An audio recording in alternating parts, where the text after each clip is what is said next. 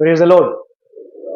Indian Church of Christ, Shalom on you. May the Lord Jesus Christ bless you all and keep you safe.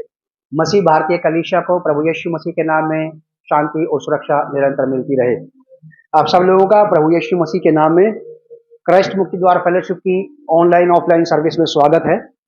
और हमारा आज का theme है परमेश्वर के वश में हो जाना। परमेश्वर के वश में हो जाना, to be in God's control, परमेश्वर के नियंत्रण में आ जाना। एक विश्वासी बहुत सारी चीजों के कंट्रोल में आ जाता है,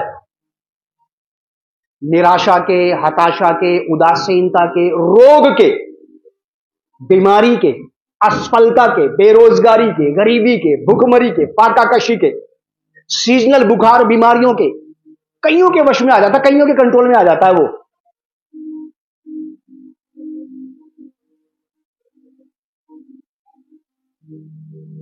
लेकिन हम प्रयास करें कि हम अगर कोई और भी हमें कंट्रोल कर सकता है तो ये भी प्रयास करें कि मुझ पर गॉड का भी कंट्रोल चलना चाहिए।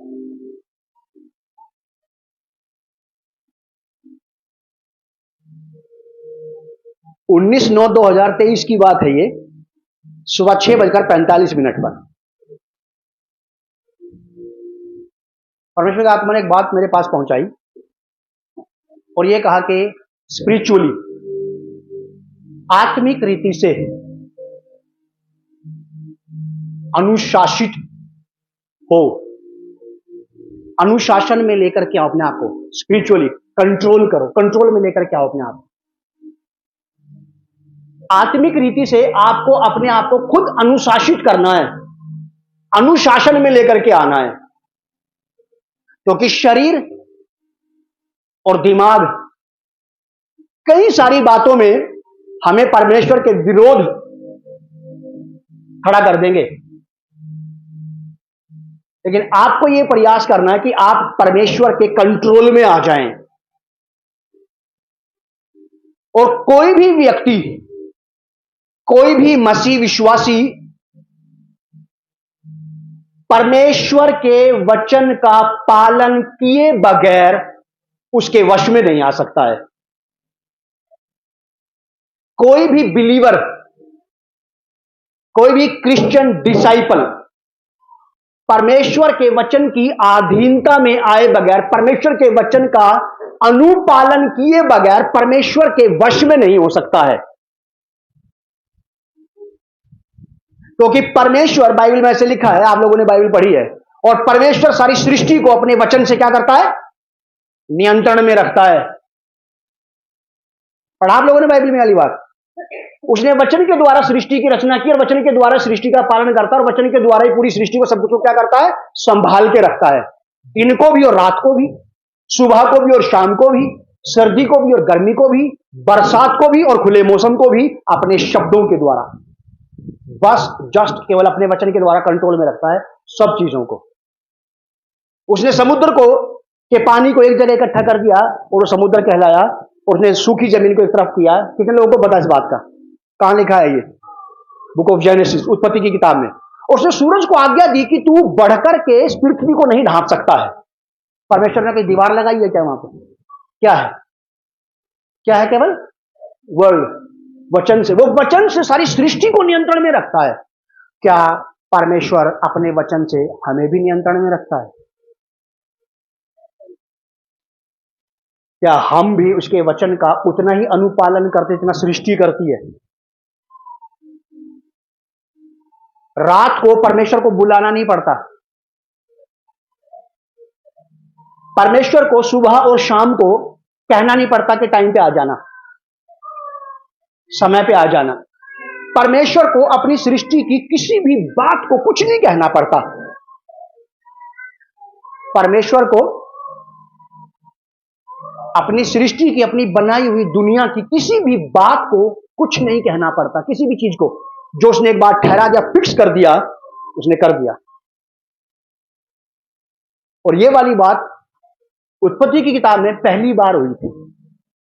उसने सूरज और चांद के निकलने और ढलने का समय ठहरा दिया था। उसे दिशा और समय दोनों निर्धारित कर दिए थे, और बाइबल में लिखा कि दोनों आज तक उसकी आज्ञा का पालन कर रहे हैं। उसके वचन की अधीनता में उसकी सृष्टि है।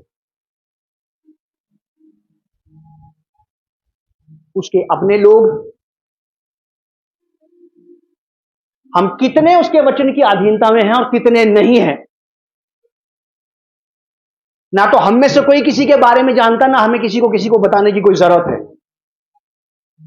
लेकिन एक है जो इस बात को जानता है कि ये मेरे वचन के कंट्रोल में रहते हैं कि नहीं रहते हैं।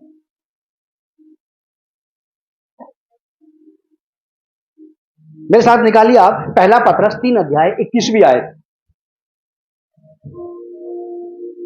पहला पत्रस 3 अध्याय 21वीं आयत। First Peter chapter 3 verse 21। इसमें 3 बातें हैं, 3 अलग अलग चीजें हैं इसमें। हम 2 चीजों को छोड़ देंगे, पहली 2 चीजों को छोड़ देंगे और तीसरी, आखिरी की तीसरी चीज को देखेंगे। पहला पत्रस, प्रेरित पत्रस की पत्री है ये, अपोस्टल पीटर। लिखिए कि उसी पानी का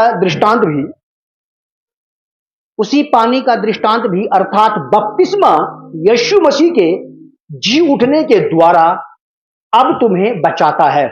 बैप्टिज्म प्रभु यीशु मसीह के द्वारा, उसके जी उठने के द्वारा से हमें बचाता है। पहली बात है ये। दूसरी बात, इससे बैप्टिज्म का मतलब शरीर का मैल दूर करने का, बैप्टिज्म के द्वारा शरीर का मैल दूर करना नहीं होता कि बपतिस्मा ले लिया अब एक मैल निकल गया शरीर के अंदर से। इससे शरीर के मैल को दूर करने का अर्थ नहीं है। बपतिस्मे का मतलब यह भी नहीं कि हमारे शरीर पे से एक मैल को धो के अलग कर दिया, जैसे हम लोग नहाते समय अपने शरीर को रगड़ते हैं ना, मैल उतारते हैं, वैसे ही। तीसरी और आखिरी बात, परंतु बैप्टिज्म का क्या मतलब है? लिखा कि परंतु शुद्ध विवेक, प्योर माइंड, नोट होली। पवित्र की बात नहीं हो रही अब, यहां पे शुद्ध की बात हो रही है। पवित्रता में और शुद्धता में अंतर है। ठीक वैसे जैसा मेरे इस कान में और इस कान में, दोनों एक नहीं हो सकते। प्योरिटी और होलीनेस बोथ आर डिफरेंट चीजें हैं दोनों। तो जब यहां पे शुद्धता की बात हो रही है, पवित्रता की बात बिल्कुल मत सोचना, क्योंकि मैं भी उसकी बात नहीं कर रहा, मैं शुद्धता की बात कर रहा हूं। शुद्धता का मतलब होता है प्योरिटी। प्योरिटी का मतलब क्या होता है? कैसे? बिना मिलावट की चीजें, इसमें कुछ और मिलाया नहीं गया है। शुद्ध देसी घी, पढ़ा कभी आपने ऐसा दुकानों पे? शुद्ध देसी घी की मिठाई, इसमें डालडा निर्मित नहीं है, घासलेट भी नहीं मिलाया इसमें हमने। शुद्ध देसी घी की मिठाई लिखा रहता है दुकानों पे ऐसे। शुद्ध का मतलब है कि इसमें कुछ नहीं मिलाया गया देसी घी के अलावा।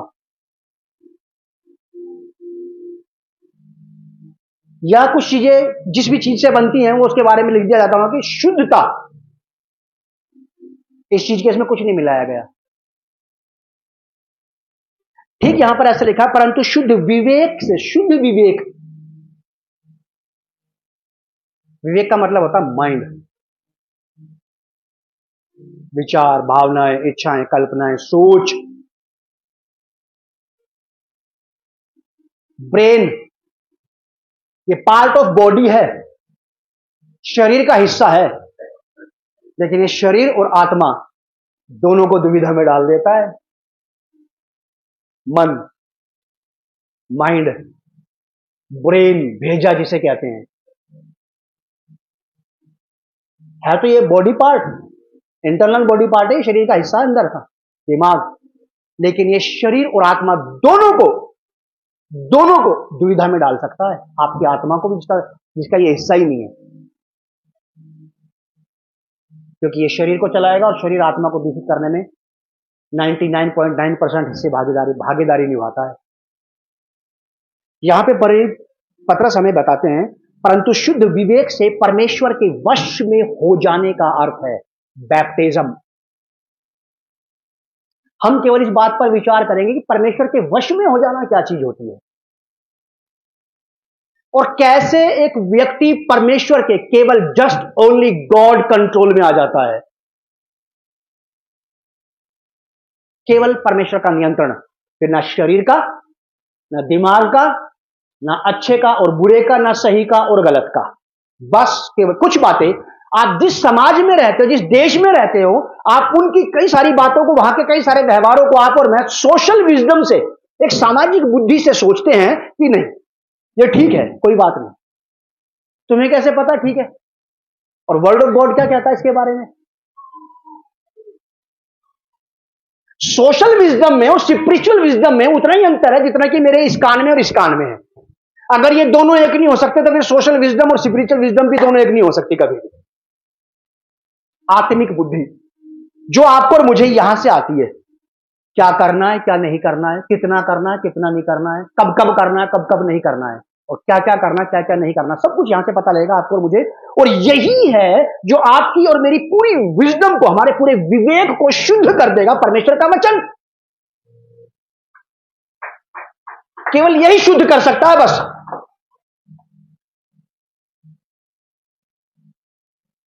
और हम में से कोई भी व्यक्ति अगर परमेश्वर के वश में पूरी तरह शुद्ध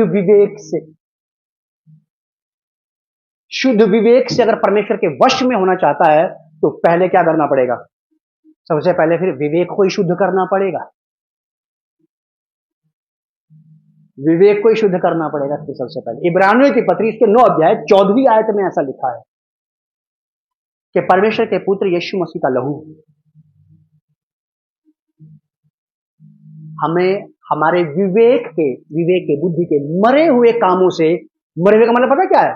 जो हमें कायदे से छोड़ देने चाहिए थे, या कायदे से जो हमने छोड़ दिए थे बैप्टिज्म के बाद, जो मसीह होने के बाद जो रीत रिवाज तौर तरीके जो हमने छोड़ दिए थे, अगर मैं आज भी उनमें पाया जाता हूं तो ये मेरा विवेक अभी भी शुद्ध नहीं हुआ है, ये विवेक अभी प्योरीफाई नहीं हुआ है, अभी तो उसको बहुत शुद्ध करने की आवश्यकता है। इसका मतलब ज्यादा नहाने की जरूरत पड़ेगी बाइबल से। इब्रानियों की पत्री 9 अध्याय 14 पद में लिखा है ऐसा, परमेश्वर के पुत्र यीशु मसीह का लहू हमें क्यों नहीं हमारे विवेक के मरे हुए कामों से शुद्ध करेगा, वही करेगा। विवेक के मर जाने का मतलब होता है सही और गलत की पहचान दिमाग से निकाल देना। विवेक के बुद्धि के लूज हो जाने का मतलब पता क्या है? दिमाग के कंट्रोल खो जाने का मतलब पता क्या है? कि नाक बह रही है पता ही नहीं, आउट ऑफ कंट्रोल ना, माइंड काम नहीं कर रहा, पता ही नहीं लग रहा आपको। पैंट बंदी भी है कि नहीं पता ही नहीं, क्योंकि दिमाग तो काम ही नहीं कर रहा अब। ठीक वैसे ही स्पिरिचुअली जब लोग आत्मिक जीवन में भी ऐसा ही होता है। आत्मिक जीवन में ऐसा होता है जब आपका विवेक, हमारा विवेक जब परमेश्वर के वचन से शुद्ध नहीं होता तो हमें कभी नहीं पता पड़ता कि मैं सही कर रहा हूं कि गड़बड़ कर रहा हूं, और करते रहते ये सोच करके, ठीक है, सोशली सामाजिक रीति से कई सारी बातें आपको लगेंगी कि ठीक है, आप उसी बात को लेकर के परमेश्वर के आत्मा से पूछना क्या ये सही है?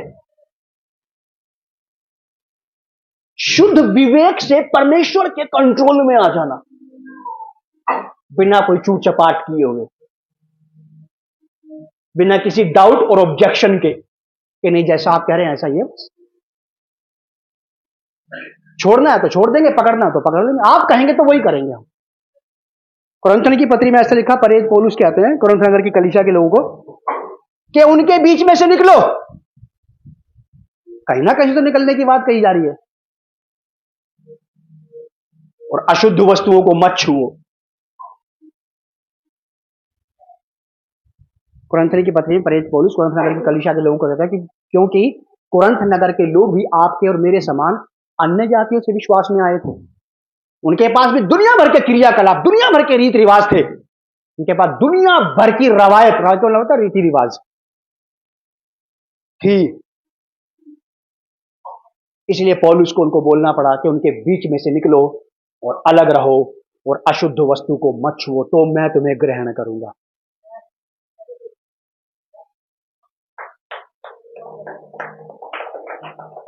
मैंने बहुत सारे विश्वासियों को यह कहते सुना कि मैंने प्रभु को ग्रहण कर लिया, जैसे पता नहीं कितना 30 मार खा था ये, और यीशु मसीह में कितनी कमियां थी जो उसने यीशु मसीह को ले लिया।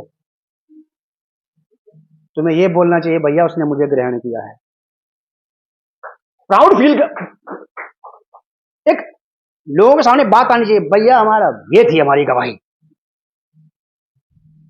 ये कहने में हमें झिझक आते, भाई इतने निकम्मे थे भाई,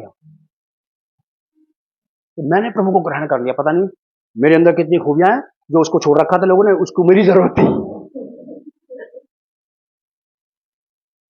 ये होना चाहिए कि प्रभु ने मुझे ग्रहण किया है।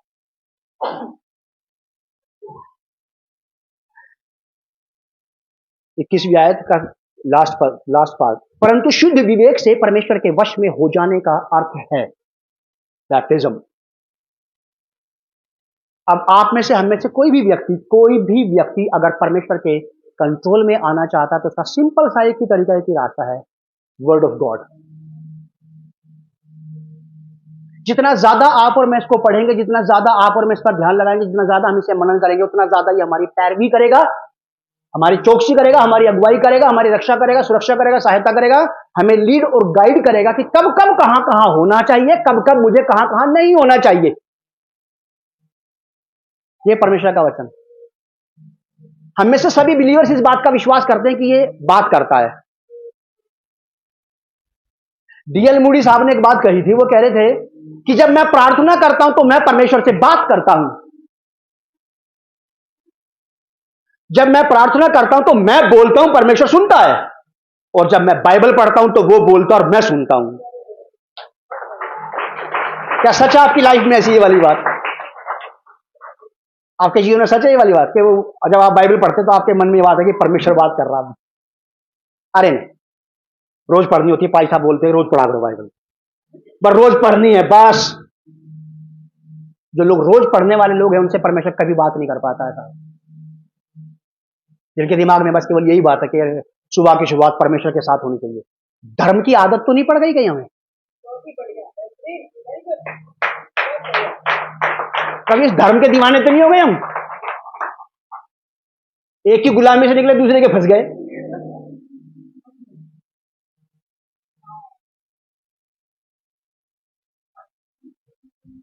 मरकुस रचित सुसमाचार उसका 5वां अध्याय 1 पद से 5 पद तक आप लोग निकालो, मैं कहानी सुनाता हूं आपको। यहां पे एक आदमी है जो कब्रों में रहा करता था और नंगा था। कितनों को पता ये वाली कहानी? वेरी गुड, बाइबल निकालो अपनी। मरकुस रचित सुसमाचार 5वां अध्याय 1 पद से 5 पद तक। यहां पर एक आदमी था जो कब्रों में रहा करता था, नंगा था, और नंगा इसलिए था वो बेचारा कि दुष्ट आत्माओं ने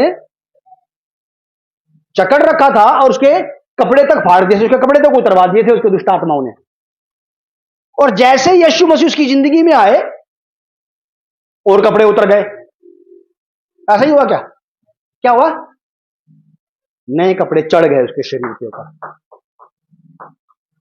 जब दुष्टात्मा इस आदमी के जीवन में काम कर रहा था तो उसने इसके विवेक को, उसकी बुद्धि को हर लिया था, और इस पुरुष को यह पता नहीं था कि मैं नंगा हूं और मुझे नंगा निर्वस्त्र मेरी पत्नी, मेरे बच्चे, मेरे मां बाप, भाई बहन और दूसरे गरीब गली मोहल्ले के लोग भी मुझे देख रहे हैं। अशुद्धता और पाप करते समय जब किसी विश्वासी के जीवन में ये वाली बात आ जाए कि यार कुछ नहीं होता, तो ये जान लेना कि इस वक्त शैतान ने इसकी बुद्धि को हर लिया है। अब बुद्धि काम नहीं दे रही, इसको समझ में नहीं आ रही बात कि लोग देख तो रहे हैं मुझे, कोई कुछ कह नहीं रहा तो क्या बात। इसको कोई नहीं कुछ कहता था क्योंकि सबको पता था कि यार ये चिपट जाएगा, खावा खाई मेरे। कई बार हम भी विश्वासियों से डरते हैं कि यार क्या बोल रहे हैं यार, मेरे सर हो जाएगा, छोड़ो इसे, करने दे भाई, इसको खुदा ही संभाल लेगा एक दिन अपने आप इसमें।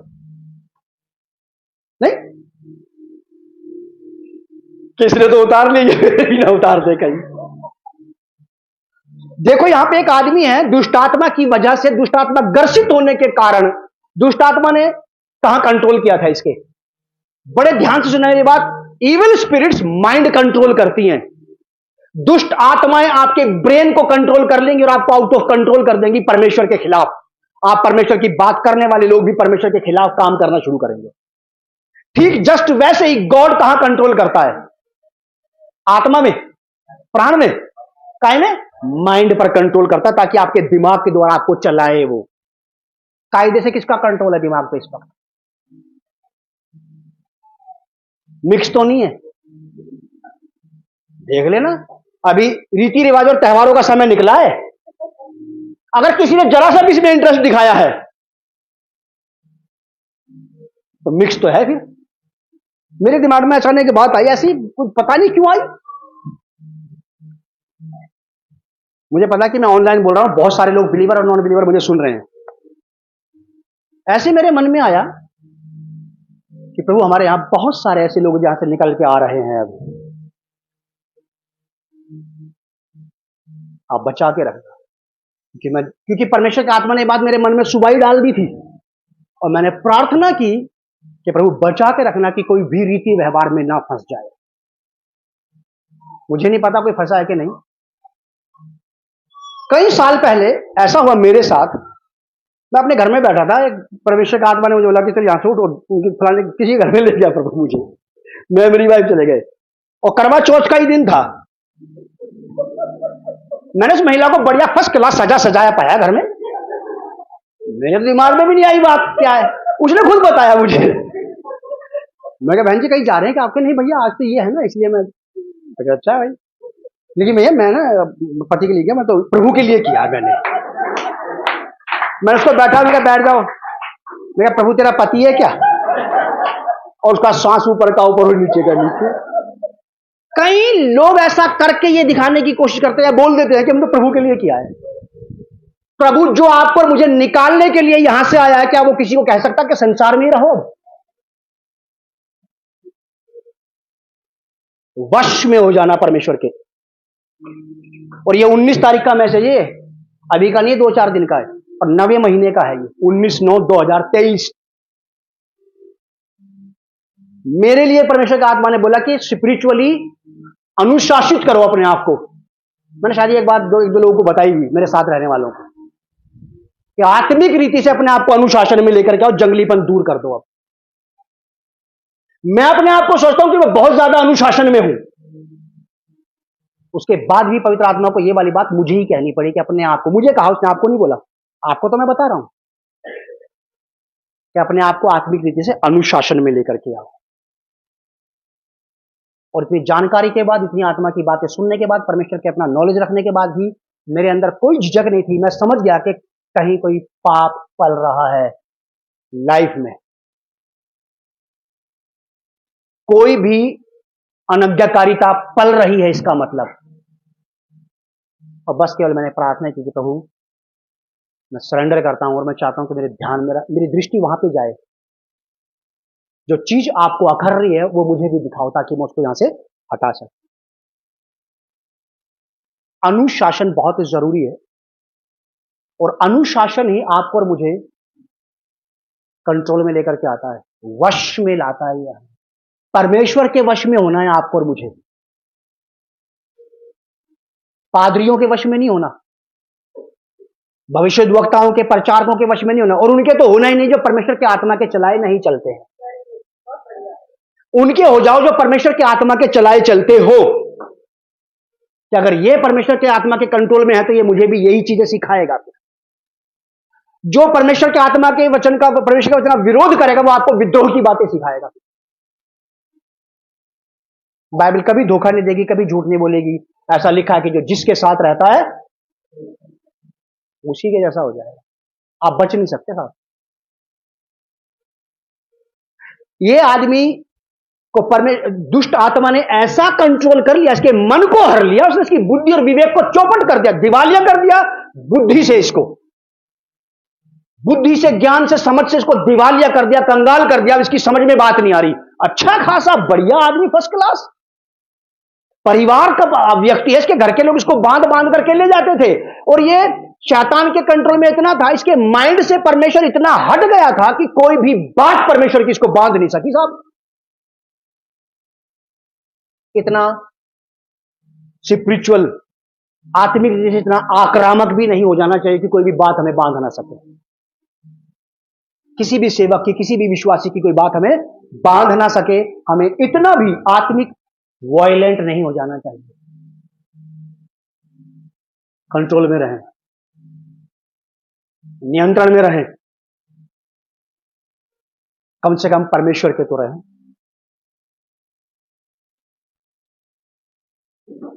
परमेश्वर के वचन के कंट्रोल में रहें। हम लोग, जिंदगियां बदलेंगी, हालात बदलेंगे, परिस्थितियां बदलेंगी, ठीक वैसे ही जैसे दिमाग और चाल चलन बदलता चला जाएगा, जैसे जैसे विवेक, बुद्धि और व्यवहार बदलेगा, वैसे वैसे दिशा और दशाएं बदलेंगी। वरना हम अपनी दशा सुधारने की कोशिश कर रहे हैं बजाय चरित्र सुधारने के।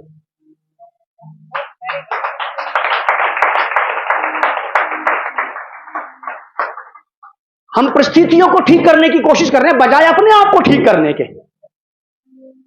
परमेश्वर के वश में हो जाना शुद्ध विवेक से, पूरे 101% उसके कंट्रोल में हो जाना कि बस अब तो इसी का कंट्रोल चलेगा, बस अब तो इसी का कंट्रोल चलेगा। 100% शुद्ध विवेक से परमेश्वर की बात मानने के लिए बिल्कुल ऐसा नहीं होना चाहिए। तो लोग पड़ोसी भी तो है, क्या करें बताइए भैया, रिश्तेदार भी तो है, कहां छोड़े उनको, कहीं मत छोड़ो, लिए चलो अपने साथ साथ स्वर्ग के रास्ते में। अगर वो आपके साथ स्वर्ग जाने को तैयार नहीं है तो आप उनके साथ क्यों जिद कर रहे हो नरक जाने की?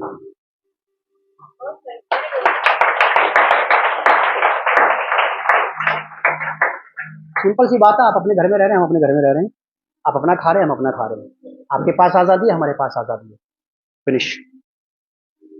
और कोई मुझसे मेरी आजादी नहीं छीनता। शुद्ध मन से आपको और मुझे शुद्ध मन से परमेश्वर के कंट्रोल में होने की आवश्यकता है। और शुद्ध मन से हम तब हो पाएंगे जब परमेश्वर का वचन हमारे मन में भर जाएगा, ये शुद्ध करेगा। मैं अगर शुद्धता की प्रार्थना आपके लिए करूं या अपने लिए करूं, इस एक प्रार्थना में ना तो मैं शुद्ध होने वाला हूं और ना मेरी प्रार्थना से एक ही बारी में कोई शुद्ध होने वाला है। ये लाइफ टाइम प्रोसेस है प्योरिफिकेशन का, प्रतिदिन, रोज का। तो मरकुस रचित सुसमाचार 5 अध्याय के 1 पद से 5 पद तक, ये आदमी ऐसा था, इसको बेचारे को दुष्ट आत्मा ने कंट्रोल कर लिया, इसके माइंड को हर लिया और इसकी ये दशा बना दी। और जब यीशु मसीह इसके जीवन में आए तब इसकी दशा सुधरी, इसका दिमाग कंट्रोल में आया, उसको पता लगा कि मैं तो, इसने कपड़े पहने और चैतन्य अवस्था में बिल्कुल अलर्ट होकर के यीशु मसीह के कंधे पे जा बैठा। क्या लिखा है? इसकी चैतन्यता इतनी प्योर थी कि ये यीशु मसीह के चरणों में बैठा था साहब, इसके दिमाग में इतनी शुद्धता आ गई थी। हम तो थोड़ी सी बात जानने के बाद पता नहीं किस किसके ऊपर बैठने की कोशिश कर लेते हैं, फिर जैसे सिखाया उसको भी कुछ नहीं समझते। फिर हम थोड़ा सा ही ज्ञान, उस थोड़े से ज्ञान से सबके ज्ञान को फेल कर देते हैं, फिर जिसने सिखाया उसको भी, इसको भी कुछ नहीं आता। ये आदमी की जब मुलाकात यीशु मसीह से हुई, प्रभु यीशु मसीह ने सबसे पहले इसके माइंड को ठीक किया। कायदे से हमारे दिमाग को आज भी सही होने की आवश्यकता है, और ये बस केवल एक ही व्यक्ति की संगति में हो सकता है। किसकी? यीशु मसीह की। अगर यीशु मसीह इस व्यक्ति से 5 साल 10 साल और ना मिलते तो ये ऐसा ही रहता, क्योंकि पूरे इजराइल में कोई माई का लाल पैदा नहीं हुआ था जिसको कपड़े पहना देता। हमें भी कोई नहीं सुधार सकता था, हमें भी यही माई का लाल पैदा हुआ, यीशु मसीह जिसे हमें सुधार दिया।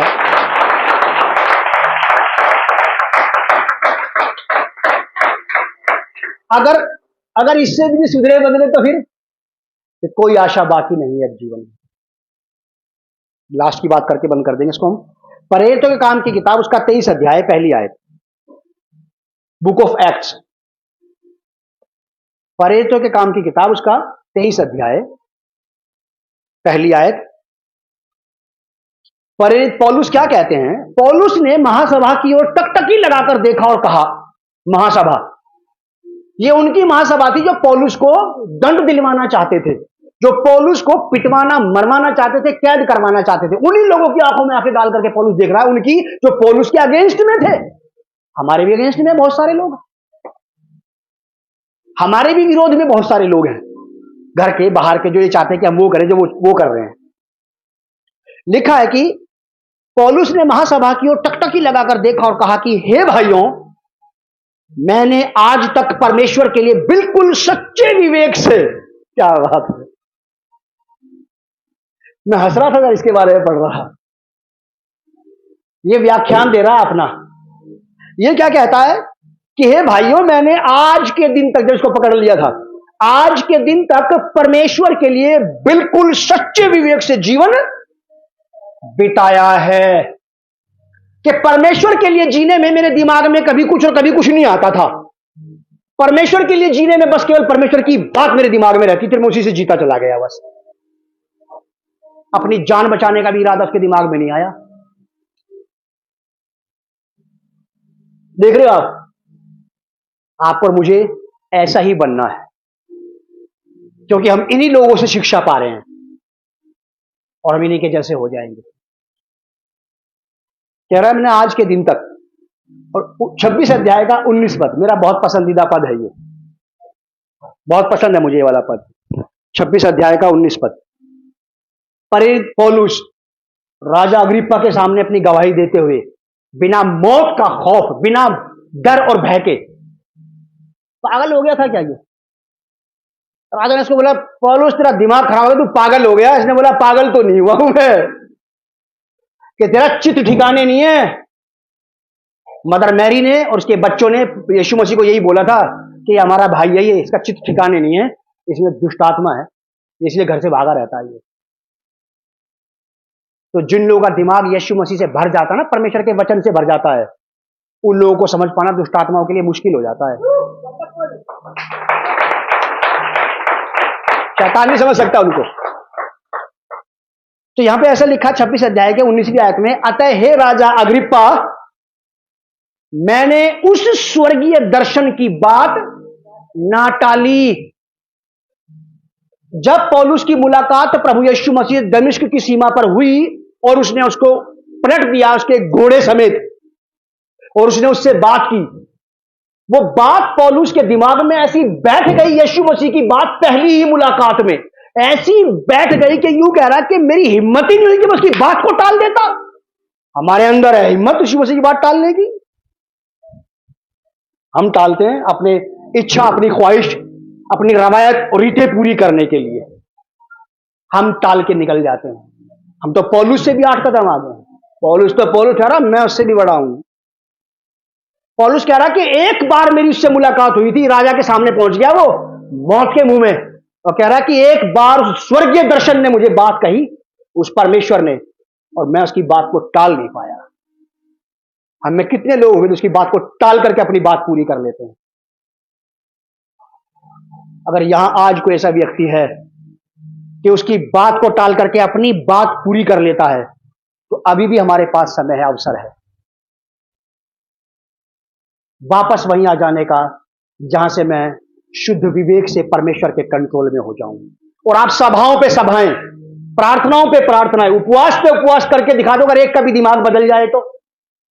दुनिया का कोई पादरी प्रचारक अगर आपको बोले कि हाँ जी इतने उपवास कर लो, इतने रोजे कर लो, इतनी बाइबल पढ़ लो, इतना ये कर लो, नहीं होगा।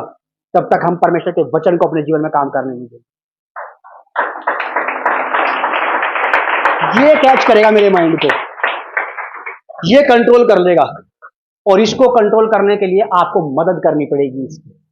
आप लोगों की हेल्प करते हैं ना, आप तो विश्वासी लोग हैं, मदद करते हैं लोगों की, इसकी भी मदद कर दो आपकी दिमाग को कंट्रोल कर ले। इसको हेल्प चाहिए आपकी कि जो पढ़ा है कि बस यही चलेगा आपको, आप इसकी मदद करें। तो आप लोगों को बहुत आशीष और संभाल के रखें। आइए हम लोग प्रार्थना करें। आदरणीय पिता, प्रभु यीशु के नाम में मैं आपसे ये प्रार्थना करता हूँ, आज का संदेश, आज की ये बात प्रभु जी हम सबों के मनों में बैठ जाए।